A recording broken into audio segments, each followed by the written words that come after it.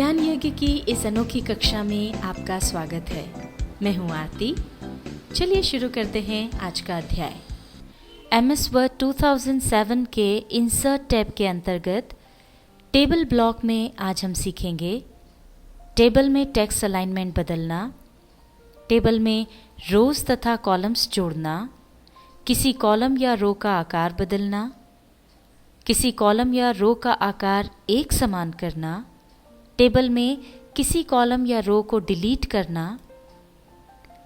और सेल्स मर्ज करना। आइए अब हम सीखते हैं किसी भी टेबल में टेक्स्ट अलाइनमेंट बदलना। जैसा आप देख रहे हैं इस टेबल में जो टेक्स्ट है वो सब लेफ्ट अलाइनमेंट में है। अगर आपको पूरे टेबल में इस लेफ्ट अलाइनमेंट से टेक्स्ट को राइट अलाइनमेंट में या सेंटर अलाइनमेंट में लाना है तो उसके लिए पूरी टेबल आप सिलेक्ट कर सकते हैं। और अगर इसका केवल कोई हिस्सा आपको बदलना है, मान लीजिए हम इसके पहली जो रो है उसमें अलाइनमेंट चेंज करना चाहते हैं, तो सबसे पहले हम वो पूरी रो चुन लें। इसके बाद यहाँ जाकर हम सेंट्रल अलाइनमेंट अगर चूज़ करते हैं तो ये देखिए सारे जो टाइटल थे वो सेंटर में आ गए। इसी तरह से अगर आप कोई एक जगह पर कोई चेंज करना चाहते हैं तो वहाँ पर आप कर्सर रखें और उसको अगर आप चेंज करेंगे तो वो बदलता जाएगा। आइए अब सीखते हैं किसी भी टेबल में कॉलम्स या रोज जोड़ना। इसके लिए हम जाएंगे लेआउट में। यहाँ पर जब हम क्लिक करेंगे तो यहाँ रोज एंड कॉलम्स ब्लॉक में आपको ये अलग अलग ऑप्शंस मिलते हैं।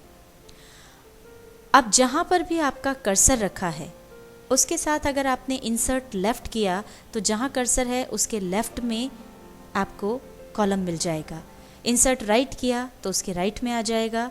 मान लीजिए कि हम जहाँ हमारा कर्सर है उसके राइट में एक कॉलम इंसर्ट करना चाहते हैं।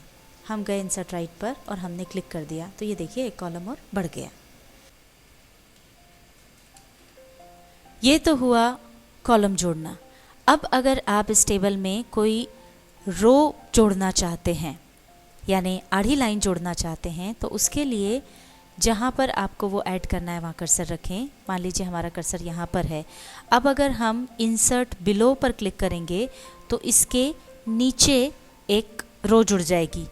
अगर इसके ऊपर रो हमको जोड़ना है तो इंसर्ट अबव पर क्लिक कर देंगे तो इसके ऊपर रो जुड़ जाएगी। मान लीजिए हम इसके नीचे एक और रो जोड़ना चाहते हैं तो हमने इंसर्ट बिलो पर क्लिक किया, ये देखिए एक रो और जुड़ गई।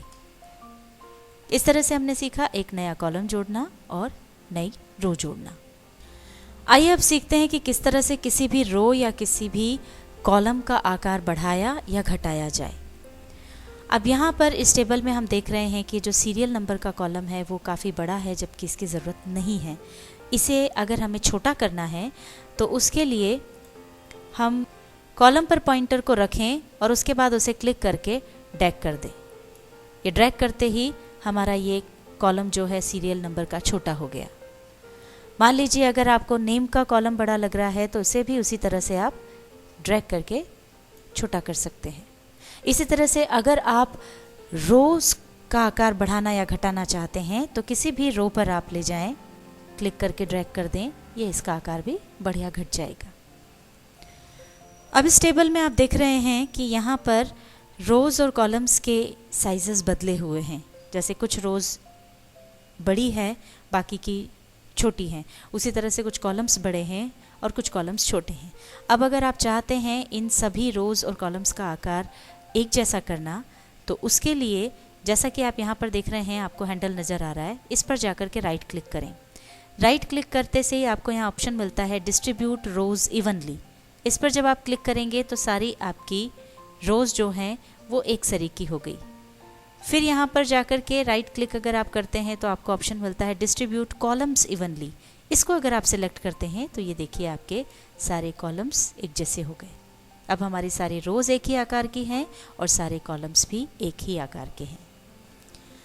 आइए हम सीखते हैं किसी भी टेबल में से कोई भी कॉलम या रो को डिलीट करना।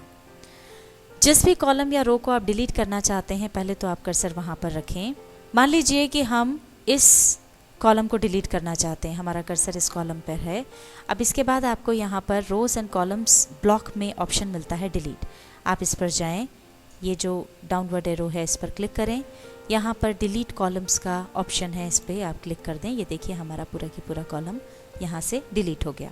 इसी तरह से आपको जिस रो को डिलीट करना है, मान लीजिए हम ये लास्ट वाली रो जो है उसे डिलीट करना चाहते हैं, हमने यहाँ पर कर्सर रखा और अब वापस हम इस डिलीट ऑप्शन पर गए। यहाँ पर डिलीट रोज़ का हमको ऑप्शन मिलता है, इस पर जाकर आप क्लिक करेंगे तो ये देखिए आपकी ये रो भी डिलीट हो गई। इसी तरह से अगर आपको पूरी टेबल डिलीट करना हो तो भी आप उसे डिलीट कर सकते हैं। यहाँ पहले आप टेबल के अंदर कर्सर रखें अपना, उसके बाद डिलीट ऑप्शन में आप जाएंगे तो आपको डिलीट टेबल का ऑप्शन मिलता है। जैसे आप इस पर क्लिक करेंगे आपकी पूरी टेबल डिलीट हो जाएगी।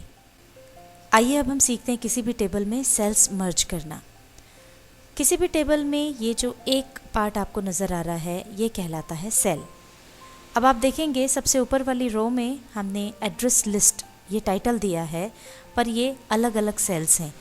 इन्हें हमको मर्ज करके एक बनाना है। इसके लिए आप सबसे पहले ऊपर वाली रो को सिलेक्ट कर लें। सारे सेल्स सिलेक्टेड हैं। अब आप जाएं मर्ज सेल्स पर और उसे क्लिक कर दें। ये देखिए सारी सेल्स मर्ज हो गई और अब ये पूरी एक रो बन गई, एक लाइन बन गई, जिसमें कि एड्रेस लिस्ट आपका टाइटल के रूप में आ गया। MS वर्ड 2007 के इंसर्ट टैब में टेबल ब्लॉक के अंतर्गत आज हमने सीखा टेबल में टेक्स्ट अलाइनमेंट बदलना, टेबल में रोज़ तथा कॉलम्स जोड़ना, किसी कॉलम या रो का आकार बदलना, कॉलम्स या रोज़ का आकार एक समान करना, टेबल में किसी कॉलम या रो को डिलीट करना और सेल्स मर्ज करना।